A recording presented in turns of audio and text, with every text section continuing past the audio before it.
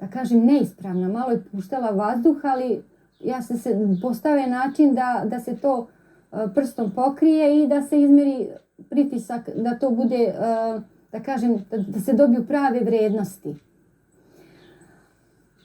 Ali kuglica koja je bila u loptici nije dobro funkcionisala i morala je nekako da se malo čukne od 100, to je jednostavno tako, mi nismo imali, to su bili stari aparati iz JNA i ja sam jednostavno ustala mirno, došao je general Mladić, čovjek koji je već pri samoj reči general Mladić, vojnik bi se obično tresao na pomisao, a kamo da stojite preko puta njega. Veličina od čoveka, prvi put ga vidim i ja sam njemu uspešno izmerila pritisak, ali je on zaista primetio da se ja mučim.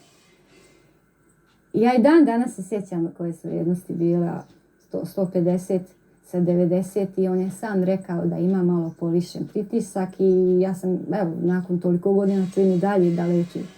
Znači, Bog da je živ. Još dugo godina.